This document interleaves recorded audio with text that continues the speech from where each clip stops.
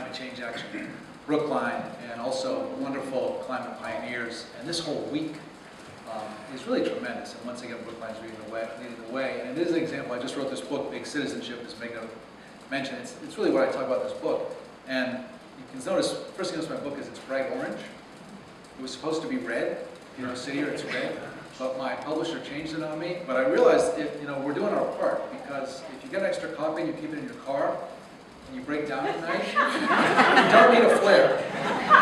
So you can save energy, or if you have young kids like I do, and I know you've got a new 5-month-old, sometimes they get scared of the dark. You don't need a nightlight, just keep it healthy.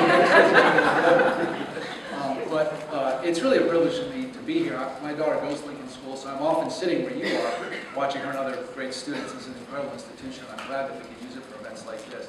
I think in terms of the great success, in terms of the social entrepreneurship movement and the service movement, there have been some terrific organizations that have developed.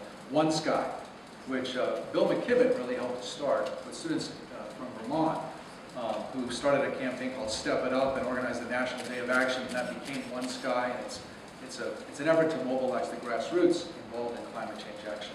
There's a new clean energy corps that's come out of the Kennedy Serve America Act and the service movement that's supposed to support organizations like Green City Force, which is the new corps in New York, doing weatherization programs, Youth Build, which is now doing weatherization, the core network.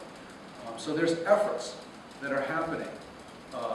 One of the first things we did at Citier, which I feel really proud of, is we helped to pilot recycling. This was 20 years ago, before there was a recycling program in Boston. And they said, well, will you guys help get it organized just to make a plan? And we helped to do that, and that pilot, that test became successful in Boston adoption recycling. So there have been successes through the social entrepreneurship movement and the service movement.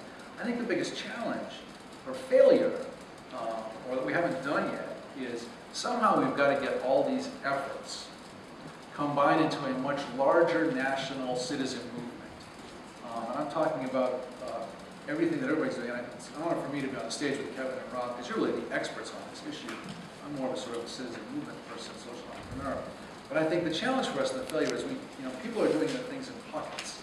But we have to somehow bring this together, as was done with the civil rights movement, with the abolitionist movement, with the suffragist movement. You think of all the great movements, where we work collectively to force change, because the people who benefit from the status quo and our policy leaders in Washington clearly aren't getting it. So I think that's so far been the failure and the challenge that lies before us. And one thing I'm so inspired by is what Climate Change Action Brookline is doing. Because it's not just today, it's this entire week. And it's got to come up from the grassroots as well as from the grass top. So I think that's what we have to work on.